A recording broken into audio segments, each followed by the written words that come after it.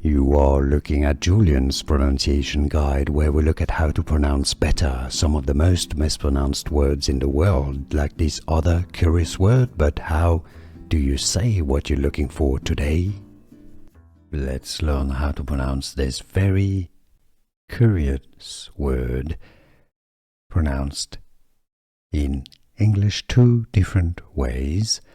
It means an ill-tempered woman. Two different ways: Xanthippe, Xanthippe with the T pronounced like TH, Xanthippe, or Xanthippe, right? So it's not Xan, it's not an X sound, just a Z sound, and then the, like TH with your tongue between your teeth, or T, just a T sound.